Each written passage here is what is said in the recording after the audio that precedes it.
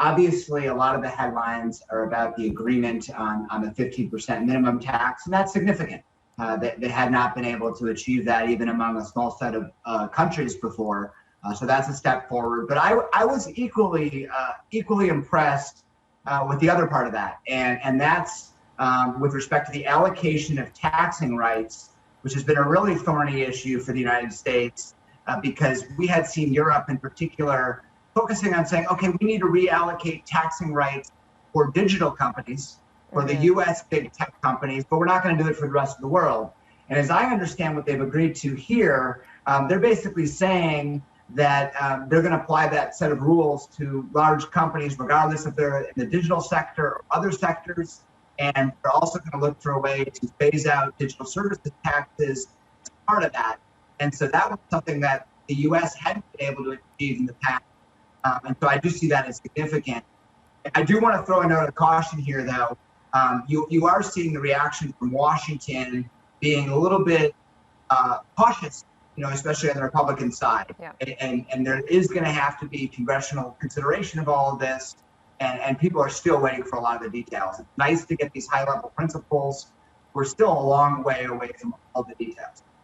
Yeah, no, that's a great point, and we can get into the likelihood of it passing in Congress in a minute. But I'm curious, what this means for the tech companies as we watch the reaction coming out in the early stages here from Facebook, from Google. At first, you're thinking, okay, maybe this isn't a win for them if they have to pay more tax in the countries and where their services and the revenue takes place. But if it gets rid of proposals for the digital tax, do they actually come out on top with this proposal? Well, if you talk to the tech companies, there's a couple things that they've wanted.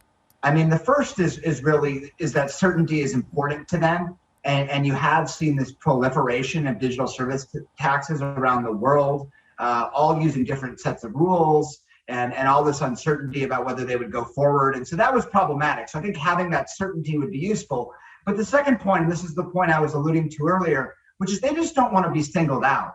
We are living in a global economy where a lot of different companies, whether they're digital or in other sectors, are actually making a lot of profits outside their home jurisdiction. And it just doesn't seem to make sense to only say these new rules are going to apply to digital and they're not going to apply to everyone else. And so as I've understood it, these tech companies have never said that they don't expect to pay more global tax, to pay tax in different jurisdictions. They just want to be treated fairly. And I do think that this does seem to be a step in that direction. And I do think that's why you're getting positive comments from Facebook and Google. But again, I will still say we do have a ways to go. We need to see the details. And remember, this is just 7 or 8 entities that participate in the G7, and you've got a much larger coalition of countries at the OECD.